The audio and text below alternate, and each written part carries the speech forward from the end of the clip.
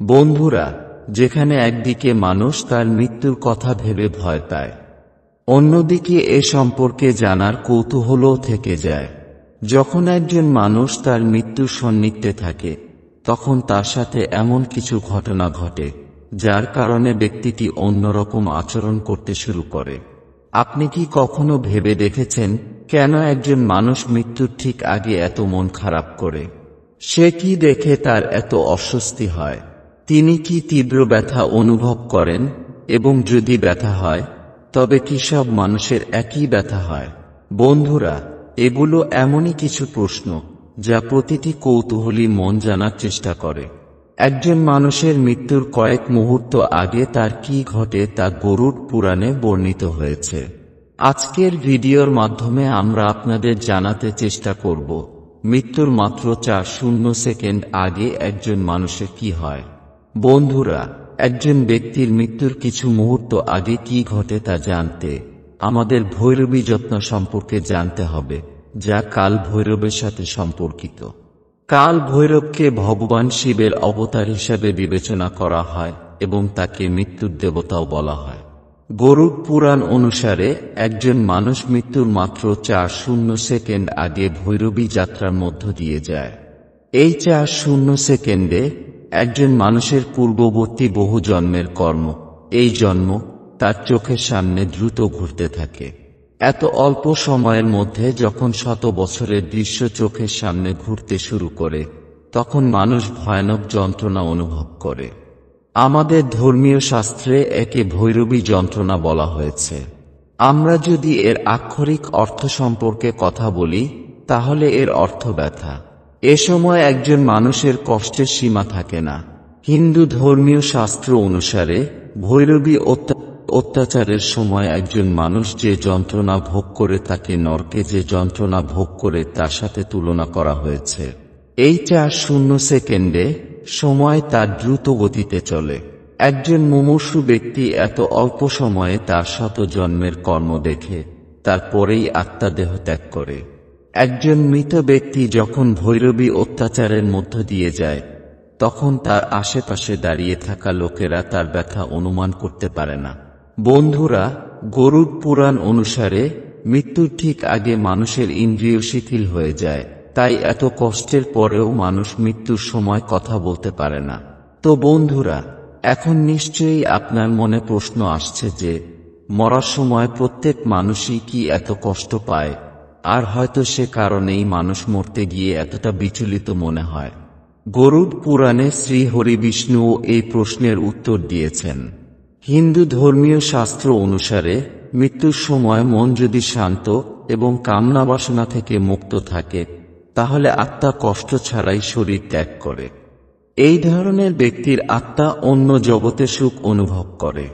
কিন্তু মৃত্যুর সময় একজন ব্যক্তি কোনো সংযুক্তিতে থাকবে কি থাকবে না, তা তার কর্ম দ্বারা নির্ধারিত হয়। গরুড় পুরাণ অনুসারে যারা তাদের জীবনে অনেক ভালো কাজ করেছেন, তারা তাদের মৃত্যুর সময় একটি ঐশ্বরিক আলো দেখতে পান। এ ধরনের মানুষ মৃত্যুর সময় সামান্যতম ব্যথাও অনুভব করেন না। এই ধরনের লোকেরা সরাসরি প্রভুর শরণে মোক্ষ লাভ করে। বন্ধুরা, এই সমস্ত কিছু ছাড়াও গরুড় পুরাণে যে ব্যক্তির মৃত্যু হতে চলেছে তার কথা উল্লেখ করতে গিয়ে বলা হয়েছে যে মৃত্যুর সময় যমদূতরা সেই ব্যক্তির আত্মা নিতে আসে। যখন মৃত ব্যক্তির চেতনা সম্পূর্ণরূপে বদ্ধমূল হয়ে যায়, তখন আত্মা দেহ ত্যাগ করে যমদূতের সাথে চলে যায়। ব্যক্তির চেতনা শূন্য হওয়া ঠিক আগে মৃত ব্যক্তি ঐশ্বরিক দৃষ্টি লাভ করেন, যার মাধ্যমে তিনি সমগ্র বিশ্ব দেখেন, কিন্তু তিনি বিস্মিত হন এবং কিছু বলতে পারেন না। যমদূতের কাছে গেলে মানুষের সমস্ত ইন্দ্রিয় বিঘ্নিত হয়। যখন প্রাণবায়ু তার স্থান থেকে সরে যায়, তখন একটি মুহূর্ত কল্পের সমান বলে মনে হয়। তখন একজন ব্যক্তি 1টি বিচ্ছুর দংশনের সমান ব্যথা অনুভব করেন। এমন অসহায় অবস্থায় কারো কারো মুখ লালায় ভরে যায়, মুখ থেকে ফেনা আসতে থাকে। এমতাবস্থায় তার পরিবারের সদস্যরা টের পান যে তিনি এখন মারা যাচ্ছেন। গরুড় পুরাণ ছাড়াও ভগবদ্গীতায় লেখা আছে, যদি কোনো মৃত ব্যক্তির মুখে তুলসী ও গঙ্গার জল রাখা হয় এবং সে যদি তার জীবদ্দশায় দান করে থাকে তবে মৃত্যুর পর তার আত্মা কষ্ট পাবে না, অন্য জগতের মুখোমুখি হতে হবে না, এবং এই ধরনের ব্যক্তিদের মৃত্যু বেদনাদায়ক নয়।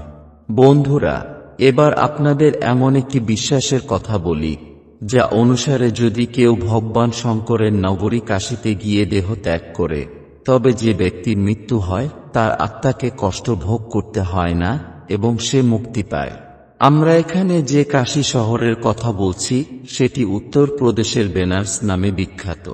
আপনারাও নিশ্চয়ই এই বিষয়ে লোকেদের বলতে শুনেছেন, কিন্তু বন্ধুরা, এটা অর্ধসত্য। শিবপুরাণের একটি কিংবদন্তি অনুসারে ভগবান শঙ্কর একবার আশীর্বাদ করেছিলেন যে কাশীতে মারা যাওয়া ব্যক্তি তার কৃপা লাভ করবেন, কিন্তু শিবপুরাণেও স্পষ্ট বলা আছে যে মানুষ তার জীবনে যে কাজই করবে সেই কর্মের ভার তাকে সেই জীবনে এমনকি মৃত্যুর পরেও বহন করতে হবে। এর অর্থ হল যে কাশীতে অর্থাৎ বেনারসে মৃত্যুবরণ করবে সে ভগবান শঙ্করের আশীর্বাদ পাবে, কিন্তু তার কর্মের ফল তাকে নিজেই ভোগ করতে হবে। বন্ধুরা, আপনারা সবাই জানেন যে হিন্দু শাস্ত্রে সময়কে 4টি যুগে ভাগ করা হয়েছে: সত্যযুগ, ত্রেতা, দ্বাপর এবং কলিযুগ। এখন আমরা কলিযুগে বাস করছি। পুরাণে কলিযুগকে মানুষের জন্য অভিশাপ হিসাবে বিবেচনা করা হয়েছে। কিন্তু বন্ধুরা, কখনো কি ভেবে দেখেছেন কবে কলিযুগের অবসান হবে এবং এরপরে কোন যুগ আসবে? অভিশপ্ত হওয়া সত্ত্বেও কেন কলিযুগকে সব যুগের শ্রেষ্ঠ বলা হয়? বন্ধুরা, এই সমস্ত প্রশ্নের উত্তরের সাথে সাথে এই ভিডিওতে আপনারা জানতে পারবেন সত্যযুগের কি কি বিশেষত্ব এবং এই যুগের মানুষের বৈশিষ্ট্য কি হবে যা অন্য কোনো যুগের মানুষের মধ্যে নেই। আমাদের পুরাণে লেখা আছে যে সত্যযুগে পৃথিবীতে ধর্মের প্রাধান্য ছিল। ত্রেতা যুগে ধর্মের পাশাপাশি অধর্মেরও প্রচলন ছিল। দ্বাপর যুগে অধর্ম আরও বেড়ে গেল আর পাপ পৃথিবীতে জায়গা করে নিল। এখন কলিযুগে পৃথিবীতে ধর্মের চেয়ে পাপ বেশি। শাস্ত্রে বলা হয়েছে ভবিষ্যতে কলিযুগ এর থেকেও বেশি ভয়ঙ্কর হবে এবং ধর্মের যেটুকু অংশ অবশিষ্ট থাকবে তাও শেষ হয়ে যাবে। বন্ধুরা, আসুন জেনে নেওয়া যাক কলিযুগ সম্পর্কে পুরাণে কি ভবিষ্যৎবাণী করা হয়েছে। জ্যোতিষ গ্রন্থে সূর্য সিদ্ধান্তে কলিযুগের বয়স 4,03,2,000 মানব বছর বলা হয়েছে, যেখানে এখন পর্যন্ত কলিযুগের মাত্র 5,1,2,3 বছর পূর্ণ হয়েছে। কলিযুগের এত অল্প সময়ের মধ্যেই যেন পাপ চরম সীমায় পৌঁছেছে। কিন্তু যখন ভয়ঙ্কর কলিযুগ আসবে তখন পরিস্থিতি আরও খারাপ হবে। তখন পৃথিবীতে অ্যাসিড বৃষ্টি হবে, যার ফলে ফসল, গাছপালা ও প্রাণী ধ্বংস হবে। মানুষ খিদে মেটানোর জন্য একে অপরকে খেতে শুরু করবে। অর্থের গুরুত্ব বাড়বে এবং পৃথিবীতে ধর্ম, দয়া ও মানবতা সম্পূর্ণরূপে শেষ হয়ে যাবে। পারিবারিক সম্পর্ক শুধু নামেই থাকবে, সন্তান মা বাবাকে হত্যা করবে। বেদ এর ভুল ব্যাখ্যা করা হবে, পৃথিবীতে মানুষ না খেতে পেয়ে মরতে শুরু করবে। চারিদিকে ছড়িয়ে পড়বে ভয়ানক রোগ ব্যাধি, গরম থাকবে চরম সীমায়। অত্যধিক বৃষ্টি এবং দীর্ঘায়িত দুর্ভিক্ষের চক্রে আটকে থাকা পৃথিবী শেষ পর্যন্ত মারা যাবে। মহাভারত অনুসারে কলিযুগের শেষে একটি সর্বনাশের উল্লেখ রয়েছে, তবে এটি কোনো প্রলয়ের কারণে নয়, পৃথিবীতে ক্রমবর্ধমান বেড়ে ওঠা উত্তাপের কারণে হবে। মহাভারতের বনপর্বে উল্লেখ আছে যে কলিযুগের শেষে সূর্যের তেজ এতটাই বেড়ে যাবে যে 7 সমুদ্র ও নদী শুকিয়ে যাবে। একটি প্রচণ্ড আগুন দেখা দেবে যা রূপান্তরকারী নামে সম্বোধন করা হয়েছে। এই রূপান্তরকারী আগুন পৃথিবীকে নরকে পুড়িয়ে দেবে। বিষ্ণু পুরাণে কলিযুগের বর্ণনা দিয়ে বলা হয়েছে যে কলিযুগে পাপ এত বেশি হবে যে সৃষ্টির ভারসাম্য নষ্ট হবে। মেয়েরা 1-2 বছরের মধ্যে গর্ভবতী হতে শুরু করবে, পুরুষের গড় বয়স 20 বছর হয়ে যাবে। এত কিছুর পরেও একবার দেবতারা যখন ঋষি পরাশরকে জিজ্ঞেস করলেন, আপনার মতে সমস্ত যুগের মধ্যে শ্রেষ্ঠ কে, তখন ঋষি বেদ ব্যাসজির কথা উল্লেখ করে বললেন, কলিযুগই শ্রেষ্ঠ। এটা অবশ্যই অবাক করার বিষয়, কারণ বেদ এবং ধর্মীয় গ্রন্থে বলা আছে যে কলিযুগে সর্বাধিক পাপ এবং নৃশংসতা হবে, এবং যদি তাই হয় তাহলে কলিযুগ কিভাবে সেরা হলো? বন্ধুগণ, ঋষি আরও বলেছেন যে এর কারণ হল 10 বছরে যতটা সম্ভব তপস্যা করলে মানুষ সত্যযুগে পুণ্য লাভ করে, একই পুণ্য ত্রেতা যুগে 1 বছরের তপস্যা দ্বারা প্রাপ্ত করা যায়। একইভাবে দাপর যুগে 1 মাসের তপস্যা করলেও একই পরিমাণ পুণ্য পাওয়া যায়। কলিযুগে থাকাকালীন একদিনের তপস্যার দ্বারাই এত পুণ্য লাভ করা যায়। এভাবে দ্রুত তপস্যার ফল লাভ এবং পরিত্রাণ অর্জন এর জন্য কলিযুগ হল শ্রেষ্ঠ যুগ। কলিযুগে যখন পাপ চরমে পৌঁছে যাবে এবং পৃথিবী থেকে ধর্মের অবসান ঘটবে, তখন কল্কি রূপে অবতারিত ভগবান বিষ্ণু এই পৃথিবীকে পাপমুক্ত করবেন। তারপর বৃষ্টি একেবারে বন্ধ হয়ে যাবে এবং সবকিছু পুড়ে যাবে। এরপরে আবার 12 বছর ধরে অবিরাম বৃষ্টি হবে, যার ফলে সমগ্র পৃথিবী ডুবে যাবে।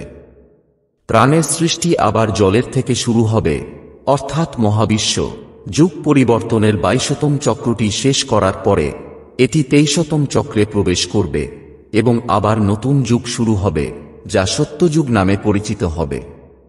তখন পৃথিবীতে আবার ধর্মের প্রতিষ্ঠা হবে। বন্ধুগণ, পুরাণদিতে সত্যযুগ সম্পর্কে একটি বর্ণনা আছে যে চৈত্র নবরাত্রির প্রতিপদের রবিবারে এই যুগের উৎপত্তি হবে। সত্যযুগের সময়কাল হবে 61,02,08,000 বছর। এই যুগে মানুষের বয়স হবে 4000 থেকে 100,000 বছর। সত্যযুগে মানুষের উচ্চতা হবে 2-1 হাত, এখন কলিযুগে তা মাত্র 3 হাত। সত্যযুগে মানুষের বয়স হবে 1,00,000 বছর, যেখানে আজ তা মাত্র 60 থেকে 100 বছর। সত্যযুগে মানুষ ঐশ্বরিক পোশাক ও অলংকার পরবে, সোনার পাত্রে খাবার খাবে। গরু তাদের ইচ্ছানুযায়ী দুধ দেবে এবং পৃথিবী প্রচুর খাদ্য দিতে শুরু করবে। নদীগুলো পানিতে পরিপূর্ণ হবে এবং গাছগুলো ফল ও ফুলে পূর্ণ হবে। সলক থেকে পৃথিবী পর্যন্ত সত্যযুগ প্রথমে 2-5 বছরের কম বয়সী শিশুদের উপর অবতরণ করবে। 2-5 বছরের নিচের মানুষের মনে সত্যের প্রতি সবথেকে বেশি বিশ্বাস থাকবে। পৃথিবীতে যখন সত্যযুগ আসবে, তখন মন ও কথা উভয়েই সত্য প্রকাশ পেতে শুরু করবে। আজকাল যারা ধর্মের দোহাই দিয়ে কষ্ট ভোগ করে তপনিষ্ঠ মানুষকে বোকা বলা হয়, তখন তাঁদেরই ধার্মিক বলা হবে। সত্য, ন্যায়, প্রেম, আচার-আচরণ একটি বিশিষ্ট স্থান পাবে এবং শুধু তাই নয়, মানব জীবনের প্রতিটি স্তরই হবে বেদ অনুসারে। শৈশব অবস্থা হবে সাত্ত্বিক, যৌবন হবে রাজসিক, আর বার্ধক্য হবে তামসিক। সত্যযুগে কোনো মানুষই পাপী হবে না, মানুষ সব দিক দিয়ে সৎ হবে। কেউ কারো ক্ষতি করবে না, অর্থাৎ সে যুগে কোনো অনিষ্টকারী থাকবে না। মানুষ স্বার্থপর হবে না, তারা সর্বদা একে অপরকে সাহায্য করবে এবং ভগবানের ভক্তিতে মগ্ন থাকবে। মানুষ দৈহিক আনন্দের পরিবর্তে মানসিক আনন্দের উপর জোর দেবে। মানুষের মধ্যে পরস্পরের প্রতি ঘৃণার স্থান থাকবে না, চারিদিকে ভালোবাসা থাকবে। মানুষ পূজা অর্চনায় বিশ্বাস করবে, মানুষ পাবে পরম জ্ঞান। সত্যযুগে মানুষ তার তপস্যার মাধ্যমে ঈশ্বরের সাথে কথা বলতে পারবে। এই যুগে মানুষের দেহের উপর সম্পূর্ণ নিয়ন্ত্রণ থাকবে, অর্থাৎ সত্যযুগকে বলা হবে এই পৃথিবীর স্বর্ণযুগ। কিন্তু বন্ধুরা, কলিযুগকে এখনো অনেক দূর যেতে হবে এবং সত্যযুগের লক্ষ লক্ষ বছর বাকি আছে। তাহলে আমরা কেন আমাদের ধর্ম ও কর্ম দ্বারা স্বয়ং কলিযুগকে সত্যযুগের মতো জীবনযাপন করার চেষ্টা করি না? কারণ শাস্ত্রে এটাও বলা আছে যে কলিযুগেও যারা ধর্ম ও কর্মে বিশ্বাসী হবে, তারা সত্যযুগেও একই রকম সুখ পাবেন। ত্রেতাযুগে ভগবান বিষ্ণুর ভক্তি সবকিছুতে বিবেচিত হয়েছে এবং দাপর যুগে তপস্যাকে বিশেষ গুরুত্ব দেওয়া হয়েছে। যেহেতু কলিযুগে মানুষের বয়স কম, তাই নাম জপ এবং ভাগবত কথা শ্রবণ করলেই পরিত্রাণ সম্ভব। বন্ধুরা, আশা করি আপনারা বুঝতে পেরেছেন কলিযুগ অর্থাৎ সত্যযুগের পর আসন্ন যুগের বৈশিষ্ট্য কি হবে। যদি আপনি এই বিষয়গুলি বুঝতে পেরে থাকেন, তাহলে ভিডিওটি লাইক করুন এবং আপনাদের ভাই ও বোনদের সাথে শেয়ার করুন এবং এই ধরনের আরও ভিডিও দেখতে আমাদের চ্যানেল বৈদিক জ্ঞান সঙ্গমকে সাবস্ক্রাইব করুন। সবাইকে শুভকামনা, পরবর্তী ভিডিওতে দেখা হবে।